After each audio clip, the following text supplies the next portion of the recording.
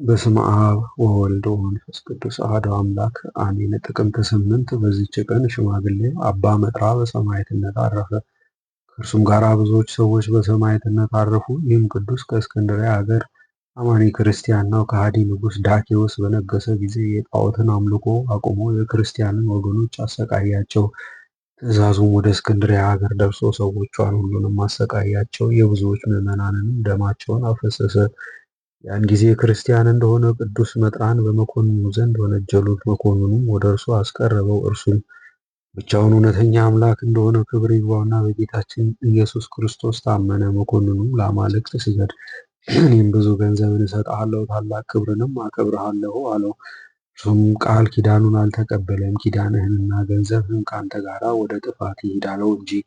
መኮንኑም በእርሱ ላይ ተቆጥቶ እኔ በጽኑ ስቃይ እቀጣሃለሁ አለው። ቅዱስ መጥራም ፈርቶ ከበጎ ምክሩ አልተመለሰም።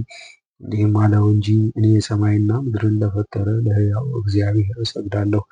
ለረከሱ ጣዖታት ከድንጋይና ከእንጨት ለተሰሩ፣ ለማያዩ፣ ለማይሰሙ፣ ለማይናገሩ፣ ለማያሸቱ፣ ለማይንቀሳቀሱ እንሰግድ ዘንድ እንዴት ይገባል አለው። መኮንኑም በሰማ ጊዜ አፈረ። ጽኑ ግርፋትንም እንዲገርፉት አዘዘ። ከዚህም በኋላ በክንዱ ሰቀሉት። በደረቀች ሽመልም ጎኖቹን ሰነጠቁ፣ ቀደሉትም። ክብር ይግባውና ጌታ ኢየሱስም አዳነው፣ ያለ ጥፋትም በጤንነት አስነሳው። መኮንኑም ማሰቃየቱን በሰለቸ ጊዜ ራሱን በሰይፍ እንዲቆርጡ አዘዘ። ከከተማውም አውጥተው የከበረች ራሱን ቆረጡ። ሌሎች ብዙዎች ሰማዕታትንም ከእርሱ ጋር ራሶቻቸውን ቆረጡ። የሰማዕትነት አክሊልንም በመንግሥተ ሰማያት ተቀበሉ። ለእግዚአብሔር ምስጋና ይሁን። እኛንም በከበሩ ሰማዕታት በጸሎታቸው ይማረን፣ በረከታቸውም ከኛ ጋር ትኑር ለዘላለሙ አሜን።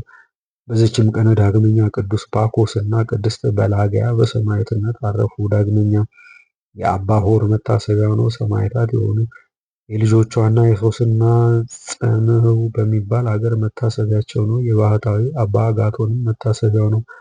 በረከታቸውም ከኛ ጋር ትኑር፣ በጸሎታቸውም ጌታችን ይማረን ለዘላለሙ አሜን።